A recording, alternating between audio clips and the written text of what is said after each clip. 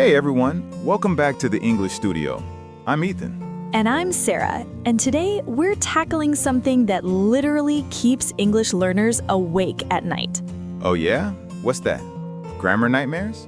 Worse, how to be polite in English without sounding like a scared mouse. A scared mouse? That's oddly specific, Sarah.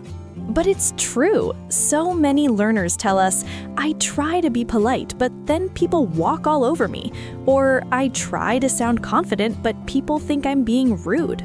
It's like you're stuck between being a doormat and being a jerk, and nobody wants to be either of those things. Exactly. So today, we're going to solve this problem once and for all. We're going to show you how to be polite and confident at the same time. Because, spoiler alert, you don't have to choose. You can have both. Right. So grab your coffee, tea, or whatever keeps you going, and let's dive in. Okay, so let's start with a story. Last month, I was in Seattle, right? And I went to this coffee shop in downtown. Of course you did. You and your coffee obsession. Hey, Seattle has amazing coffee. Anyway, there was this guy, maybe 28 years old, ordering a latte, and he kept saying, sorry, could I maybe, if it's okay, possibly get oat milk instead? I'm really sorry. Oh no. The barista just stared at him like, dude, it's just oat milk. You're not asking for a kidney. That's painful to hear. Right? And this is the problem. Many English learners think being polite means apologizing for existing. Yes, they think politeness equals being small, being quiet, being invisible. But that's not how English works. In American or British culture, politeness is about respect. Respect for others, yes, but also respect for yourself. And if you don't respect yourself, nobody else will either. That sounds harsh, but it's true. Totally.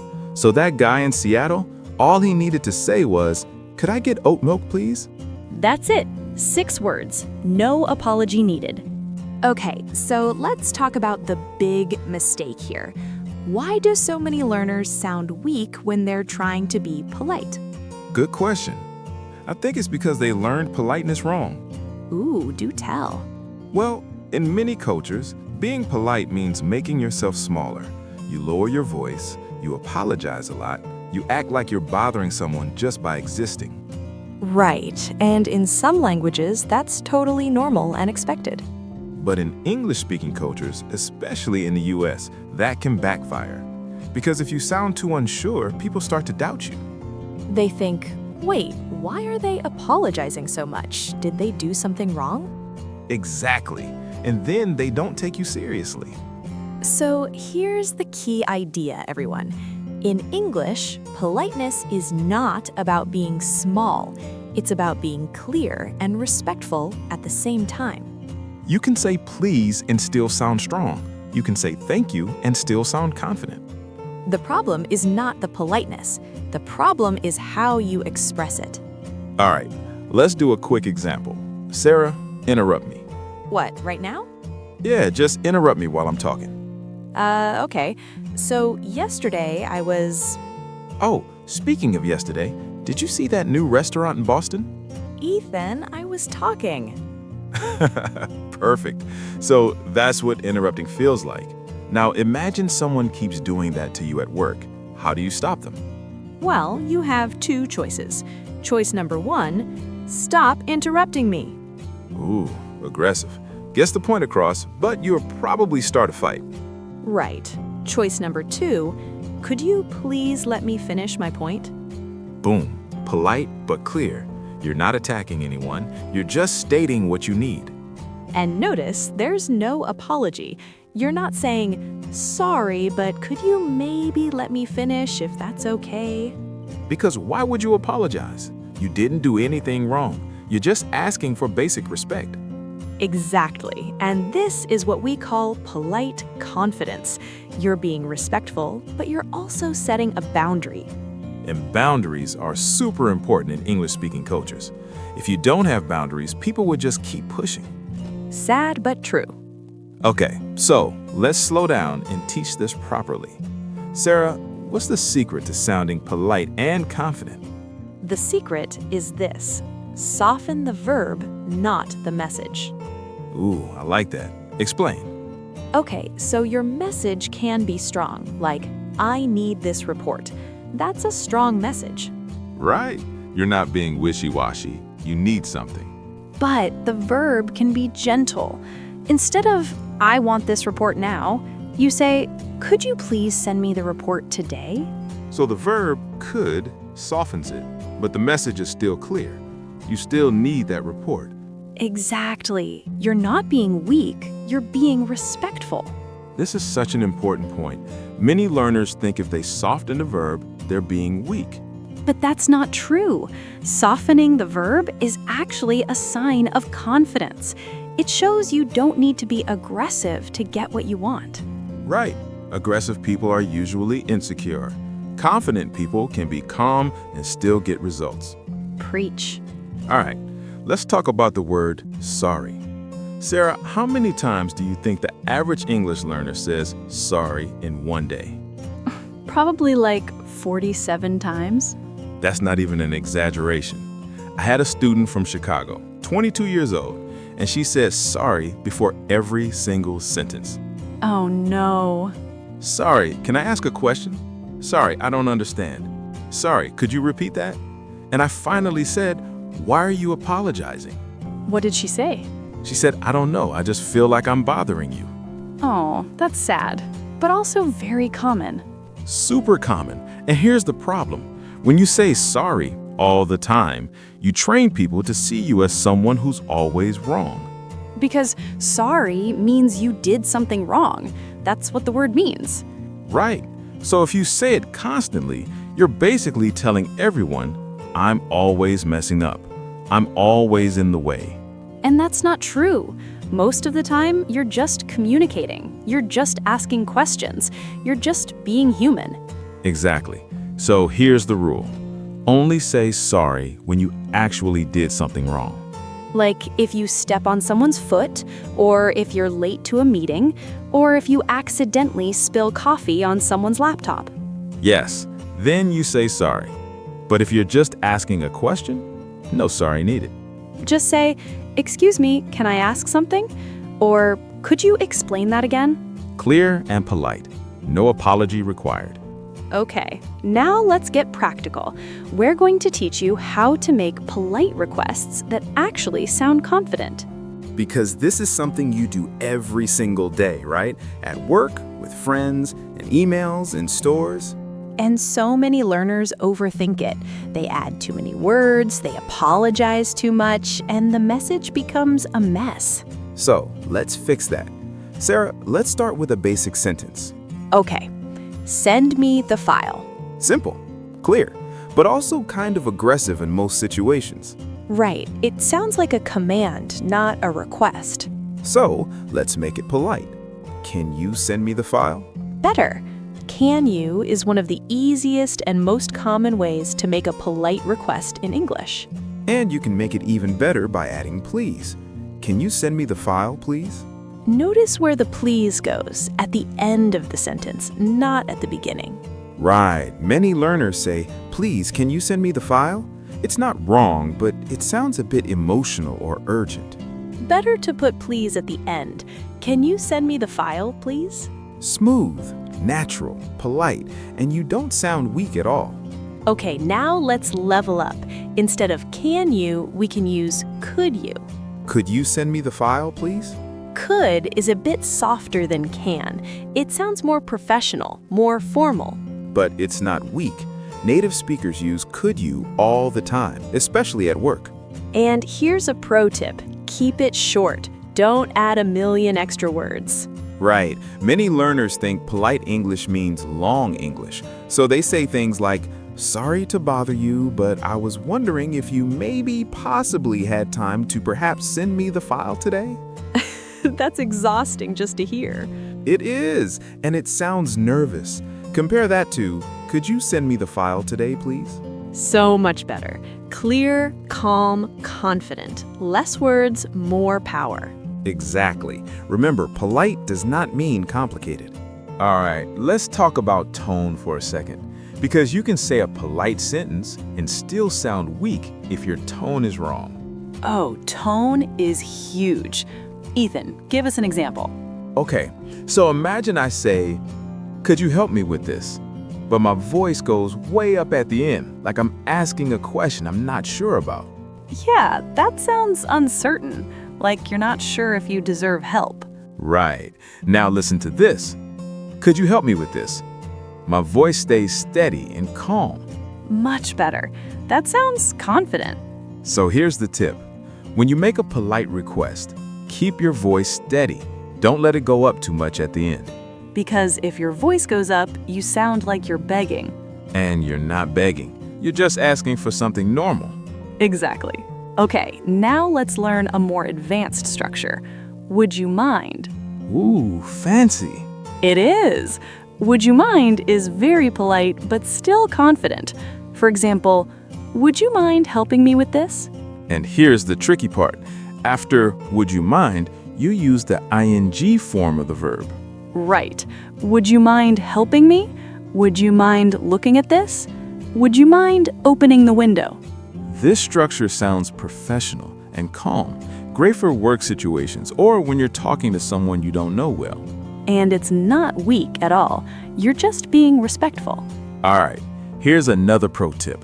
You can sound more confident by adding specific details to your request, Ooh, like what? like a time or a deadline. Instead of just saying, could you send me the file? You say, could you send me the file by 3 p.m. today? I like that. It shows you're organized, you're clear about what you need, and you're not demanding. You're just being specific. Right. Vague requests sound weak. Specific requests sound confident. Exactly. Okay, now let's talk about something even harder.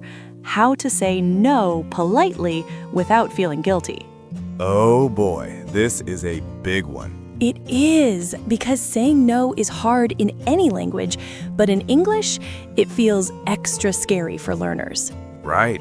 They think, if I say no, people will hate me. Or, if I say no, I'll lose opportunities. So they say yes to everything, even when they're exhausted, even when they don't have time. And then they feel angry and stressed. But here's the truth. Saying no does not make you a bad person. And saying no politely does not make you rude. You just need to know how to do it. So let's practice. Ethan, ask me for help with something. Okay. Hey, Sarah, can you help me with this project? And imagine I don't have time. Many learners panic here. They say, I'm sorry, I can't, I'm really sorry. Yeah, that sounds emotional and guilty. Right. Instead, I can say, I'm afraid I can't help with this. I'm afraid I can't help with this. That's polite, calm, and clear. And I'm afraid doesn't mean I'm scared. It's just a polite expression. It means unfortunately. Right. You're not apologizing, you just informing. Exactly. And I can add a reason if I want. I'm afraid I can't help with this. I've got a deadline this afternoon. Perfect. You're giving context, but you're not over-explaining or making excuses. All right, now let's talk about saying no to invitations. Someone says, hey, do you want to come to dinner in Denver tonight? And you don't want to go. You can't just say no. I mean, you can with close friends, but it sounds a bit harsh. Right, so you soften it. Thanks for the invitation, but I'll have to pass tonight. I'll have to pass is a great phrase. It means I'm saying no politely. Super common, super natural. Or you can say, thank you, but I already have plans. And you don't need to explain what those plans are. Maybe you're just planning to stay home and watch Netflix. That's fine. Yes, my plans can literally just be doing nothing. Exactly. You don't owe anyone a detailed explanation. Okay, here's a useful formula for saying no. Thank you plus no plus optional reason. I like that. Give us some examples. Thank you for asking, but I won't be able to help today. I appreciate the offer, but I'll have to decline. Decline is a more formal way to say no. Good for work situations. Right. And notice you're being polite, but you're also being firm. You're not leaving the door open for them to keep pushing. Because if you sound too uncertain, people would try to convince you. Exactly. So be polite, but be clear. All right, now we're getting to the hardest part, how to disagree politely. Oh man, this is where learners really struggle. Because disagreement feels dangerous. You think, if I disagree, people will get angry. If I disagree, I'll sound rude. But that's not true. Disagreeing is normal. It's healthy. You just need to do it right. So let's talk about the two extremes. On one side, you have aggressive disagreement. Like, that's wrong, or you're mistaken, or I totally disagree. Yeah, those sentences might be honest, but they feel like an attack. On the other side, you have passive agreement, where you just say, yeah, maybe, or you're probably right, even though you don't actually agree. And that makes you invisible. You're not part of the conversation. You're just nodding along. So what we want is the middle, polite, confident disagreement. Okay, so here's the secret to disagreeing politely in English. You start with agreement. Wait, what? Start with agreement? I know it sounds weird, but listen. You start by showing respect for the other person's point of view. Then you add your own opinion. Oh, okay. So like, I see your point, but I think there's another way to look at it. Perfect. I see your point shows respect. Then but introduces your opinion. So you're not attacking them, you're just adding to the conversation. Exactly. And this works in so many situations. All right, let's practice. Ethan, say something I disagree with. Okay. I think Miami is the best city in America. Oh, that's bold. Okay, so I disagree. I could say, that's wrong. Miami is too hot and crowded. Ouch. That sounds aggressive. Right. Instead, I'll say, I understand why you think that. However, I see it a bit differently. However is a great word here. It's like but softer and more formal. Exactly. And then I can explain my view.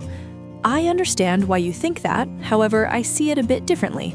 I think Portland has better weather and culture. Perfect. You respected my opinion, but you also shared yours. That's polite disagreement.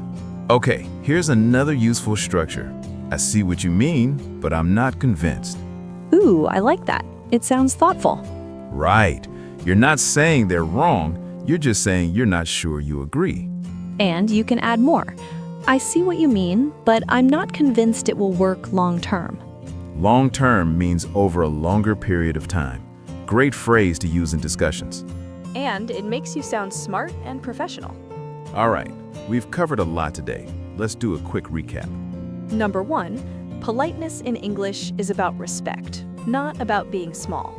Number 2, soften the verb, not the message. Keep your message clear and strong. Number 3, stop apologizing unless you actually did something wrong. Number 4, keep polite requests short and simple. Don't add a million extra words. Number 5, use structures like can you, could you, and would you mind to sound polite and confident. Number 6, say no politely by using phrases like, I'm afraid I can't, or I'll have to pass. Number 7, disagree politely by starting with respect. I see your point, but... And remember, confidence comes from clarity, not from volume or aggression. All right, everyone. That's it for today's episode. If you found this helpful, please let us know in the comments. Yeah, tell us what situations you struggle with most. Work? Social situations? Meetings? Saying no? If we see your feedback, we'll create more episodes like this one. Because our goal at the English Studio is to help you speak real English for real life. Not boring textbook English, real, confident, polite English that actually works. So thank you so much for listening. Keep learning, keep practicing, and remember, You can be polite and confident at the same time. see you next time. Bye, everyone!